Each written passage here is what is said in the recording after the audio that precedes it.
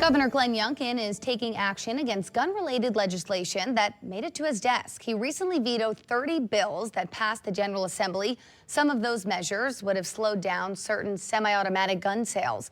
The governor amended 6 other gun-related bills, including one that would help keep guns out of the hands of juveniles who pose a risk to others. And your local lawmakers on both sides of the aisle had a lot to say about this. They've been at the University of Lynchburg this morning for a Pancakes and Politics event. ABC 13's Jacob Hunsker was there and joined us live in studio this noon to explain how this could benefit you and your family. Paige, good afternoon to you. Republican delegates Eric Zare, Wendell Walker, and Tim Griffin were joined by Republican Senator Mark Peake and Democratic Senator Creed Deeds. They all talked about the work that's been done this session and the gridlock that's occurred with a divided Richmond. In particular, though, Senator Creed Deeds posted this on X yesterday.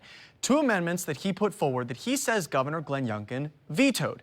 The first is a ban on so-called assault-style weapons. The second is to ban guns on college campuses, which he cited the UVA shooting from last year as a big reason for it. I asked Senator Deeds about this. How does removing one's Second Amendment right to protect themselves with a firearm end up stopping that kind of violence from happening on college campuses? If you're preventing the gun from being there, if you're giving the law enforcement the tool to have a search warrant issued, you could have found the cache of guns that this guy had in his room.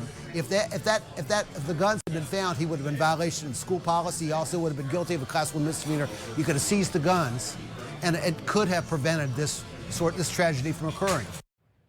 And on the Republican side of things, Governor Youngkin is pushing a stadium proposal that would bring the Capitals and Wizards to Virginia. Democrats say it would cost taxpayers billions of dollars. So I asked Republican Senator Mark Peake about that. How exactly would incurring that $2 billion in public debt be beneficial for Virginia? They're not necessarily. It's more complicated than that. We're not incurring the debt. We are backing the loan, bonds. They're going to issue bonds. There will be covering the bonds. There is projected to be enough revenue. Republican Senator Peake says that he is still considering whether to support the proposal should it come to the House floor.